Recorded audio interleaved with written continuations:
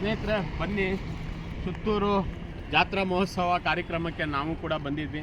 ನಮ್ಮ ಪರಿಸರ ಬಳಗದ ಸದಸ್ಯರು ಎಲ್ಲ ಬಂದು ಇವತ್ತು ಅನ್ನ ದಾಸೋಹದ ಕಡೆ ಒಂದು ಸೇವೆ ಮಾಡಿದ್ವಿ. ಸೇವೆ ಮಾಡ್ಕೊಂಡು ಮತ್ತೆ ಮರಳಿ ಹೋಗ್ತಿರ್ಬೇಕಾದ್ರೆ ನೋಡಿ ತುಂಬ ಬೇಸರ ಆಗಿದ್ದೇನಪ್ಪ ಅಂದರೆ, ನೋಡಿ ಡ್ರೈನೇಜ್ ತಂದು ಎಲ್ಲಿಗೆ ಸೇರಿಸಿದ್ದಾರೆ, ಮತ್ತು ಇಲ್ಲ ಅದರ ಅಡಿಯಲ್ಲಿ ತೋರಿಸಿ ಕಸ ತಂದು ತಂದು ತಂದು ಎಸ್ತಿರೋವಂಥದ್ದು. ಬದೀಲಿ ಅಡಿಲಿ ಇಡೀ ಅಡಿ ಏನಾಗಿದೆ ಅಂದರೆ ಒಂದು ಕಸದ ಕೂಪ ಆಗಿದೆ. ಯಥೇಚ್ಛವಾಗಿ ತಂದು ಕಸನ ಹಾಕ್ಬಿಟ್ಟು ನದಿಗೇನೂ ಸುರಿದಿಲ್ಲ ಅಂತಾರೆ, ಆದರೆ ಇದು ಮಳೆ ಬಿದ್ದಾಗ ಎಲ್ಲ ಹೋಗಿ ಕಪಿಲೆಗೆ ಸೇರುತ್ತೆ. ನೀರಿನ ಮೂಲ ನೋಡಿ, ನೀರು ಏನು ಭಕ್ತಿ ಭಾವನೆಯಿಂದ ನೋಡುವಂಥದ್ದು ನದಿಗಳನ್ನು, ನಮ್ಮ ಒಂದು ಸಂಸ್ಕೃತಿಯಲ್ಲಿ ಇರೋವಂಥದ್ದು, ಅದೇ ನದಿಗಳನ್ನು ನಾವು ಕಲುಷಿತ ಮಾಡ್ತಾ ಇರೋದು ಎಷ್ಟರ ಮಟ್ಟಿಗೆ ಸರಿ ನೋಡಿ. ಒಂದು ಲಾರಿ ತುಂಬೋದು ಅಷ್ಟೊಂದು ಕಸ ಸೇತುವೆ ಅಡಿಯಲ್ಲಿದೆ. ಮತ್ತು ಇಲ್ಲಿ ದಿನನಿತ್ಯ ಸುಟ್ಟಾಗ್ತಾ ಇದ್ದಾರೆ. ಇಲ್ಲಿನ ಒಂದು ಸ್ಥಳೀಯ ಪಂಚಾಯತಿ ಇದೆಯಲ್ವ, ಇಲ್ಲಿ ಪಂಚಾಯತಿ ಇದೆಯಾ, ಪಂಚಾಯತಿ ಇದೆ ನೋಡಿ. ಹೆಂಗೆ ಕಸ ವಿಲೇವಾರಿ ಅಂದರೆ ಏನು, ಇಲ್ಲಿ ತಂದು ಇಲ್ಲಿನ ವ್ಯಾಪಾರಸ್ಥರೆಲ್ಲ ನೋಡಿ ಇಲ್ಲಿ ಎಲ್ಲ ಸುರಿದು ಬೆಂಕಿ ಹಚ್ಚಿದ್ದಾರೆ. ಮತ್ತು ಇಲ್ಲಿ ನೋಡಿ ಹಸು ಆ ಕಸ ಅದರಲ್ಲಿ ಪ್ಲಾಸ್ಟಿಕ್ ತಿನ್ನಲ್ವಾ ನೋಡಿ. ಏನಾದರೂ ಸುಳ್ಳು ಹೇಳ್ತಾ ಇದ್ದೀವಾ? ಸತ್ಯ ನಿದರ್ಶನಗಳಿವು. ಇವತ್ತು ಯಾಕೆ ಇಷ್ಟೆಲ್ಲ ದುಷ್ಪರಿಣಾಮಗಳು ಆರೋಗ್ಯದ ಮೇಲೆ ಬೀರ್ತಾ ಇದ್ದಾವೆ ಅಂದರೆ, ನಾವು ಕುಡಿಯೋವಂಥ ನೀರಿನ ಮೂಲ ಕಲುಷಿತ, ನಾವು ತಿನ್ನೋ ಆಹಾರ ಕಲಬೆರಕೆ, ಎಲ್ಲವೂ ಕೂಡ ಇದೇ ರೀತಿ ಆಗಿ ರಾಸಾಯನಿಕ ಬೇರೆ ಅದರಲ್ಲಿ. ಇನ್ನು ನಮ್ಮ ಭವಿಷ್ಯದ ಪೀಳಿಗೆಗಳು ಈ ಥರದ ವಿಚಾರದಲ್ಲಿ ಆಸಕ್ತಿನೇ ಇಲ್ಲ.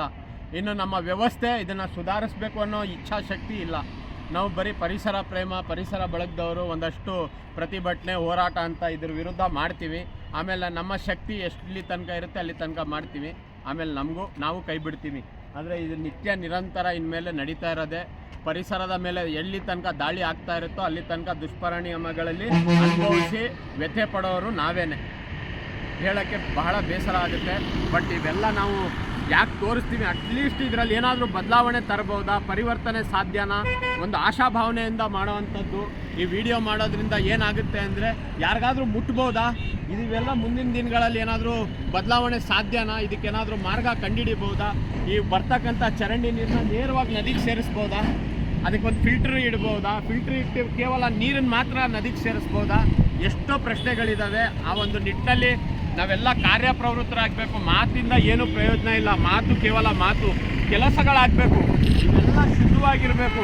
ಕಾವೇರಿ, ಕಪಿಲ, ಕೃಷ್ಣ, ಗೋದಾವರಿ ಅಂತೆಲ್ಲ ನಾವು ಇದು ಬರಿತೀವಿ ಅಂದರೆ ಒಳ್ಳೊಳ್ಳೆ ಅದ್ರ ಬಗ್ಗೆ ಸಾಹಿತ್ಯ ಅದು ವರ್ಣಿಸಿ ಬರಿತೀವಿ.